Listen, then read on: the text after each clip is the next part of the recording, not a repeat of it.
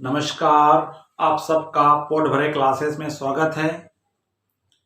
आज class 12th accountancy part 3 का हमने इसके पूर्व में वीडियो में आपको बताए थे कि statement, profit and loss statement किस प्रकार से बनाया जाता है और बैलेंस शीट किस प्रकार से तैयार की जाती है, जो हमारा फर्स्ट चैप्टर्स में था।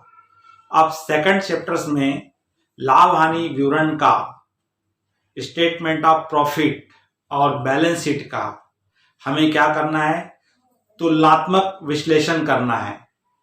और आपको इसमें दो विधियां हैं विश्लेषण करने की।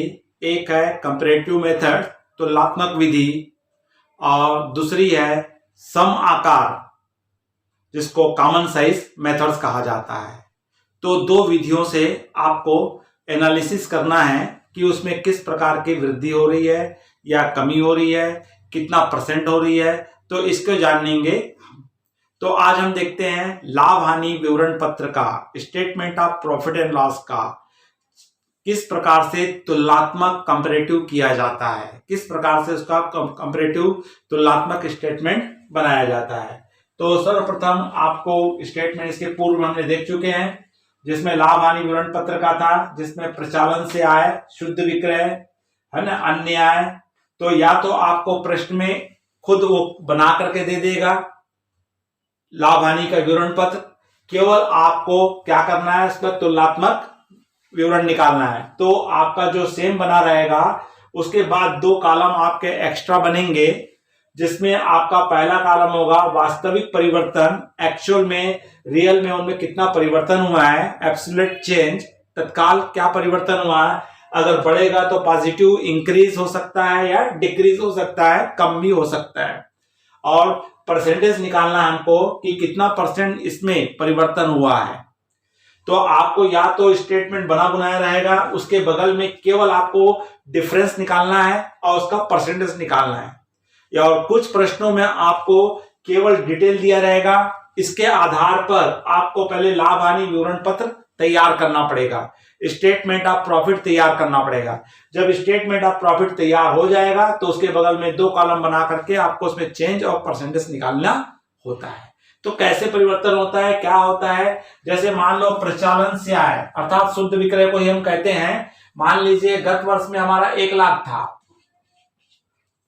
और अब हमारा चालू वर्ष में हो गया 1.5 लाख हो गया है। तो कितना परिवर्तन हुआ है, 1 लाख था अब 1.5 लाख हो गया, मतलब 50,000 का परिवर्तन हो गया है, इंक्रीज हो गया है। तो यहाँ 50,000 आएगा। अब 50,000 का हमको परसेंटेज निकालना है। तो परसेंटेज कैसे निकालेंगे, अगर राशि के कॉलम को आप गत वर्ष को ए मान लीजिए, चालू वर्ष को, करेंट ईयर को बी मान लीजिए, और कॉलम नंबर 3 आपका जो है वास्तविक परिवर्तन को सी मान लीजिए, और परिवर्तन वाले को डी माने, हमको डी निकालना है। तो हम कैसे निकालेंगे, तो कितना परिवर्तन हुआ है, 50,000 परिवर्तन हुआ है। तो 50,000 बटे प्रीवियस ईयर को लेंगे, अपान में क्या लेंगे, ए को लेंगे। तो प्रीवियस ईयर में हमारा कितना है, 1 लाख है। तो 1 लाख इंटू 100। तो आप इसको कटाओगे तो एक बार गया, 2 बार 50, मतलब कितना आ रहा है, 50% आ रहा है। तो हमारा जो चेंजेस हुआ है वो कितना % हुआ है, 50% क्या हो गया, परिवर्तन हो गया है। ठीक उसी प्रकार अन्य आय, प्राप्त कमीशन, प्राप्त किराया, प्राप्त ब्याज, प्राप्त भत्ता, इनमें से कोई भी टोटल इनकम होगी। तो मान लीजिए पिछले साल हमारी इनकम थी 50,000, अब हो गई है कितनी, 40,000। मतलब हमारी क्या हो गई है, अदर इनकम कम हो गई है, मतलब 10,000 रुपए कम हो गया है, माइनस में है। तो माइनस वाले को आप ब्रैकेट में लिखेंगे, माइनस वाले को आप क्या लिखेंगे, ब्रैकेट में लिखेंगे। अब इसका भी हमको % निकालना है। तो आपका क्या आ जाएगा, ऊपर में आप क्या लिखेंगे, 10,000, प्रीवियस ईयर में कितना था, 50,000 था, इंटू 100। तो आपका 5 बार गया, 5 दूनी 20%। तो क्या हुआ आपका, 20% कम हो गया। तो जो कम हो गया है तो उसको आप कहां लिख देंगे, ब्रैकेट में लिख देंगे। तो आपका दोनों हो सकता है, बढ़ भी सकता है और कम भी होगा। बढ़ गया तो प्लस में आएगा, पॉजिटिव होगा, उसको विदाउट ब्रैकेट लिखेंगे। और जो कम हो जाता है तो उसको आप क्या लिखेंगे, माइनस का रहता है तो उसको आप ब्रैकेट में लिख दिए। सेम परसेंटेज निकालेंगे तो परिवर्तन की राशि बटे गत वर्ष की राशि into 100, current change in the amount upon last year into 100। तो आपका क्या निकल जाएगा, परसेंटेज निकल जाएगा। इसी प्रकार टोटल आएगा, तो इसका टोटल कितना हो गया हमारा 1.5 लाख टोटल इनकम, और ये कितना हमारा हो गया 1.5 लाख, और ये कितना आ गया 1,90,000। तो हमारा चेंजेस आया है, कितना चेंज आया है 40,000। तो ये 40,000 1,50,000 का कितना परसेंट है, तो यहां पे आपका क्या आ जाएगा, परसेंटेज आ जाएगा। इसी प्रकार खर्चों का भी हम निकालेंगे। अगर मान लो कास्ट ऑफ गुड सोल्ड या मटेरियल कंज्यूम पिछले साल हमारा कितना था 50,000 था, अब कितना हो गया है 60,000 हो गया है, तो कितना परिवर्तन हो गया 10,000, और 10,000 50,000 का कितना परसेंट है, तो कितना है 20% है।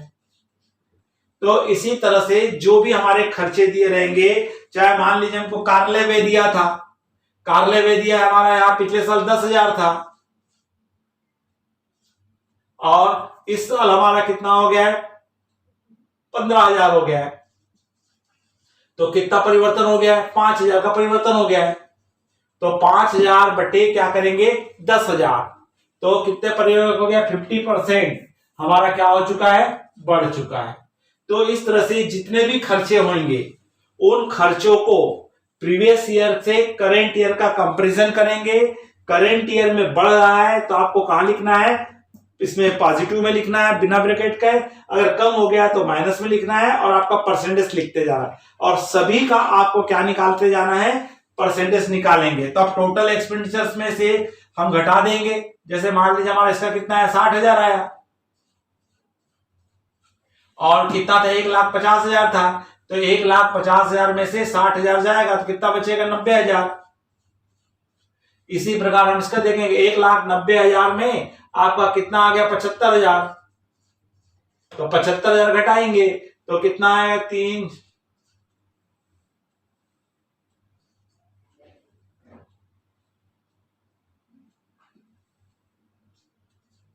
1,05,000,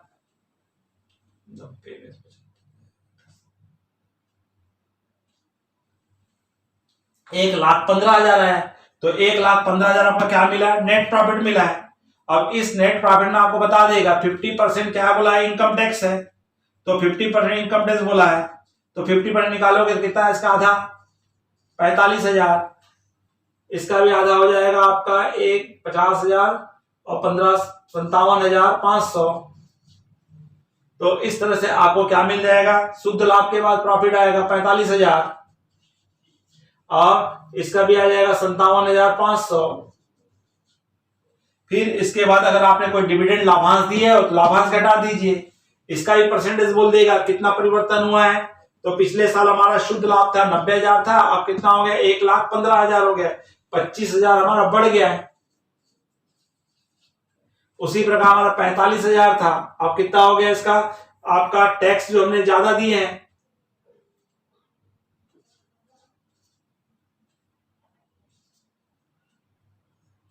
12,500, इसका भी हम परसेंटेज निकाल देंगे। तो परसेंटेज कैसे निकलेगा, 25,000 बटे 90,000 इंटू 100। इसी प्रकार हमारा निकल जाएगा 12,500 बटे 45,000 इंटू 100। इसी प्रकार इनका हमारा अंतर आ जाएगा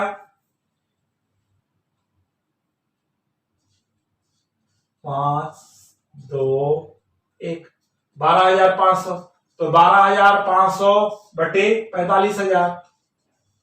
तो इस तरह से इसमें आपको क्या निकालना है, परसेंटेज निकालना रहता है। तो इसको हम कहते हैं तुलनात्मक आय विवरण पत्र या तुलनात्मक विवरण पत्र, जिसमें आपको दो कंडीशन के प्रश्न दिए रहेंगे। आपको या तो आपको पूरा स्टेटमेंट आपको बना बनाया दिया रहेगा, आपको केवल क्या निकालना है, तुलना करनी है।